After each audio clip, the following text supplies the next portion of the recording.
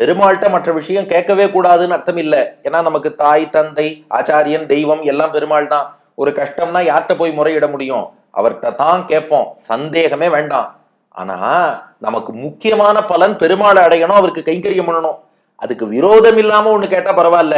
ஆனா அப்படி விட்டுட்டு எனக்கு பெருமாள்லாம் வேண்டாம்ப்பா, எனக்கு தேவை பணம் வேணும், இந்த பூமியில நன்னா வாழணும், இங்கே ஒரு விஷயம் சௌக்கியம் வேணும், பதவி உயர்வு வேணும், இதுக்காக பெருமாளை பயன்படுத்திக்கிறேன், எனக்கு பெருமாள் வேண்டாம், உலகியல் விஷயம் மட்டும் வேணும்னு போனா அப்ப பெருமாள் என்ன பண்ணிடுவாராம்?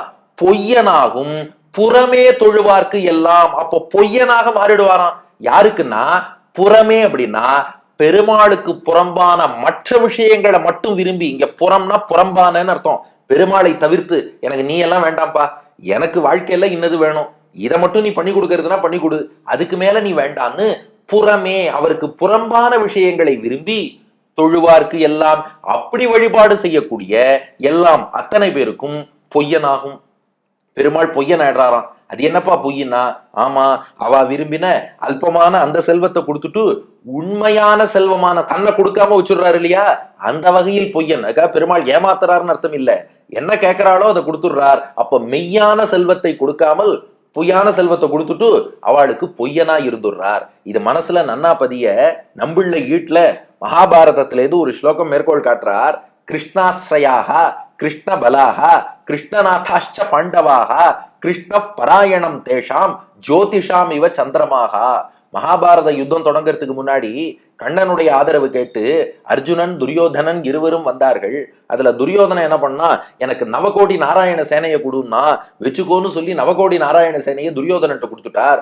அர்ஜுனன் கிருஷ்ணன் மட்டும்தான் வேணும்னா அர்ஜுனனுக்கு தன்னையே கொடுத்துட்டார். இப்ப கிருஷ்ணன் யாருக்கு மெய்யன் யாருக்கு பொய்யன்னா, அர்ஜுனன் மெய்யனாகும் விரும்பி தொழுவார்க்கெல்லாம். கண்ணனையே விரும்பி தொழுத அர்ஜுனன் அவனுக்கு மெய்யனாக இருந்தான். தானே பாண்டவ தூதனாக பார்த்த சாரதியாக வந்தான், தேரோட்டினான், வெற்றியை பெற்றுக் கொடுத்தான், மெய்யன்.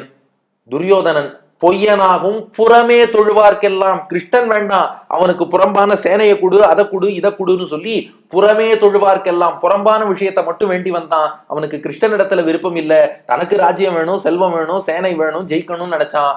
பொய்யனாகும். அவன் கேட்ட சேனையை மட்டும் கொடுத்துட்டு அவனுக்கு வெற்றி கிடைக்காமல் அவன்கிட்ட பொய்யனா இருந்துட்டார். அப்ப யாருக்கு மெய்யனா இருக்கணும்னு பெருமாளுக்கு தெரியும், யார்கிட்ட பொய்யனா இருக்கணும்னு தெரியும். அப்ப தன்னையே விரும்பி தொழும் அத்தனை பேருக்கும் உண்மையானவனாக இருந்து தன்னையும் கொடுத்து மற்றதையும் கொடுக்கிறார். பகவானை தவிர்த்து அவனுக்கு புறம்பான மற்ற விஷயத்தை மட்டும் அண்டர்லைன் பண்ணிக்கோங்க, மட்டும் விரும்பி வரவாளுக்கு பொய்யனா இருந்து அதை மட்டும் கொடுத்துட்டு தன்னை கொடுக்காம ஏமாத்தி விடுறார்.